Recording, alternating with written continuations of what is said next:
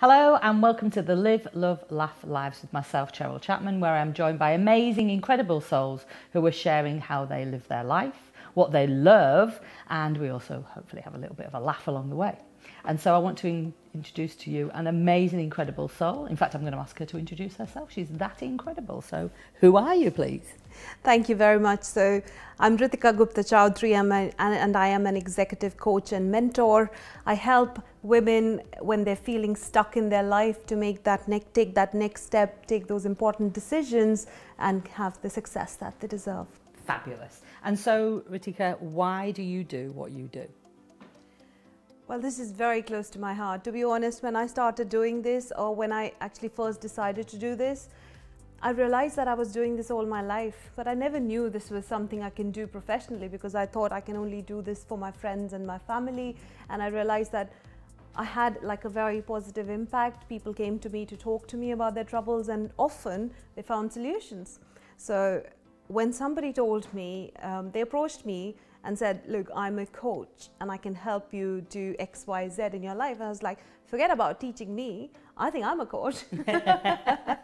I think we have that as women anyway, don't we? Because you've got a daughter as well, haven't you? Yeah. So you're coaching and teaching your daughter all the time, I'm sure. Yeah. And also you do property business, I think, as well. You've got, yes. Is that right? Yes. How did you get into that? Well, that's a very interesting story. So I come from a background in India where my father is a developer. Then I got married, and this was an arranged marriage, and it's just by luck that my father-in-law owns an estate agency and a property business in London. So when I came, I was a journalist back in India, and I tried to look for some opportunities here, and no idea, I couldn't find a job for myself, and I didn't want to work in Tesco's. So the best option for me was to kind of help my father-in-law in his business. And soon I picked up a lot very, very quickly. And I said to my husband, like, I want to do this on my own.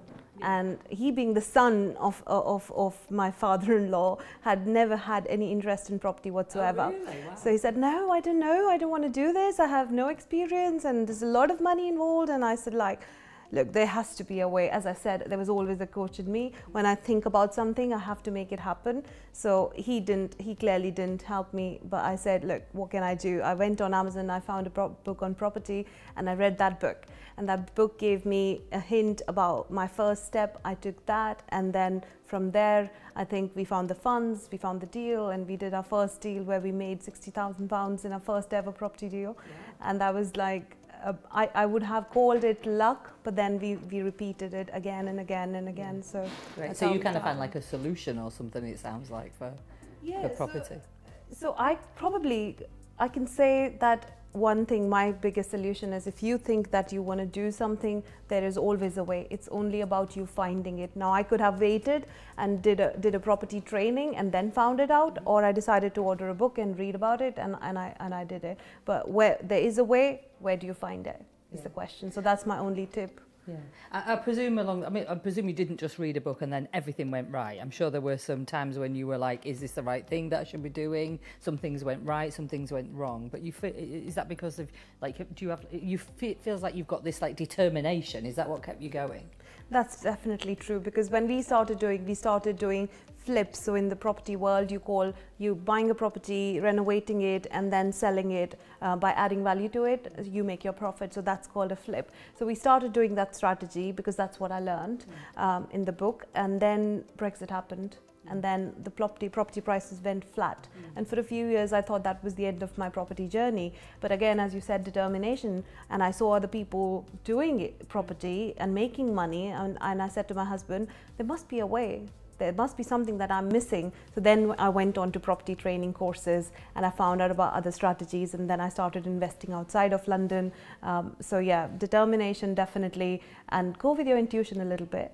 I believe that if you feel right, then it is right. Great. And so you're doing property, you're being really successful, you've had some highs and lows, but then the success comes back. So why then focus on just women? So what was the thing that happened there? That was because of my own journey that I faced, and I saw my mother as I I mean, I gave a talk where I talked about my mother who always gave up her dreams. Now that was lovely on the receiving end of it, being her kids. But imagine herself, she lost everything about her. So she used to drive a car, for example, before marriage, and then suddenly after marriage she didn't.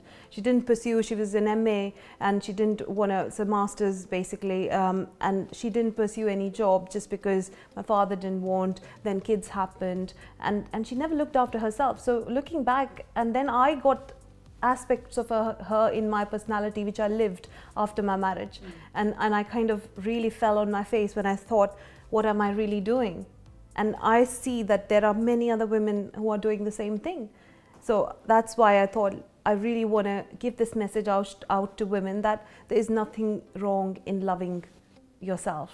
Yeah, so you can, and it doesn't mean that you're selfish. It doesn't mean that you should feel guilty about it.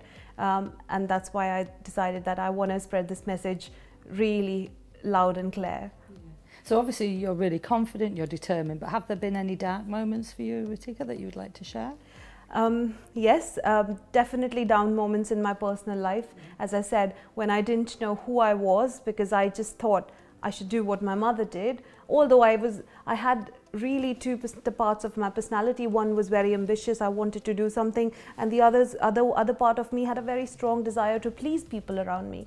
And whenever there was a choice that I had to make about me being ambitious or me being people pleaser, I would always take on the role of a people pleaser, and that carried on for a few years, and I fell into depression many times, and I didn't know why. I kept blaming other people for that. It's only when I started my journey of personal development that I realized that it was me who was creating everything that was happening in my life, and that was a huge realization for me. Yeah. Really, and then when you've got that knowledge, of course, you can do something about it.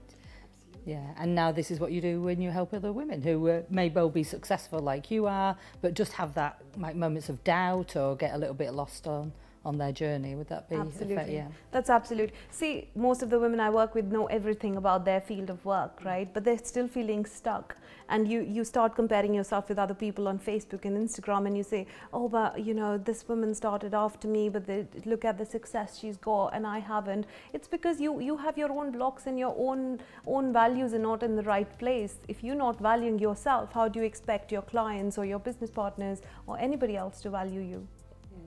And you have this lovely saying, don't you, about setting yourself on fire. What's that all about? So as I said, yes, it's to be able to give love and warmth to other people, it's really good. But then why do you need to set yourself on fire to keep others warm? Because if you're not left, nothing of you is left, how are you going to give fire to other people? So it's a very, I would say, restricted thought when you think just burn yourself out so you can please other people. Because if you have the intention, and not many people have the intention to serve, but if you are somebody who've got the intention to serve, then you should look after yourself, because you're a really valuable asset to the society. Because if you are safe, if you're happy, you can keep so many other souls happy too. It's a bit like, back to property, it's a bit like having a good foundation, isn't it? If you haven't got a good foundation, if you don't feel, you know, happy, if you don't feel healthy, you know, in your own life, if you don't feel like you give to other people, then you're giving from an empty cup, really, aren't you? Absolutely, you're an empty cup. You need to fill your cup up, and I think there are so many things which happen in everyday life, whether that's on a plane, people saying put your mask on first, you know, or fill your cup first. You know, these are sayings that we've been hearing for ages, but we don't really correlate to how that really you know, fits into our life, the way we treat us when we tell ourselves it's okay if I can't do this, but let me just do this for the other person. Yes, you can do that for the other person, but why not do it for both? So we know about how you live, which is great. Thank you for sharing. And what you love, you're obviously passionate about what you do with your women. And so what about laugh? What makes you laugh in your life? At the moment, I think it's my daughter who makes me laugh every day. And only the other day I was talking to a friend, and it was night time, and I said to my friend, look, I'm going to hang up because I need to put this little monster to bed. And I didn't think my daughter would understand, but she thought for a little bit, and she goes, Mum, I'm not a monster, I'm Amira, and that's her name. And that cracked me up, and she makes me laugh every day. I literally have a laughing therapy every time I'm with her. So she comes back from her nursery, and at the door she will want to laugh out loud with me every single day for something or the other. So yeah, at the moment she's the one who keeps me happy and laughing. But I'm more than happy to laugh at myself. I'm somebody who keeps losing my things around, and this time over when I was coming here to see you, I left my bag in the previous train when I changed trains at Manchester, and I was sitting coolly in the next train ready to come to Huddersfield, and I realized, oh my God, where's my bag? And I ran up the platform. I only had 3 minutes. But you know what, I've stopped judging myself. I'm like, this is who I am, and I've accepted myself for that. Yeah, look it. But you got your bag and you got here on time, so you had a good journey. Which I wouldn't be wearing these clothes if I... It could have been an interesting interview, couldn't it? So I want to thank you so much. I like to give my guests a little gift. And so my gift for you is, if the next time you know anyone who wants to put themselves on fire, you can give them this candle so they can light that instead. Brilliant. Thank you, Cheryl. Thank you so much for your time and your energy, and looking forward to hearing about the great work that you're going to do with all these lovely women to help them, of course, to not set themselves on fire. Thank you so much. Thank you very much.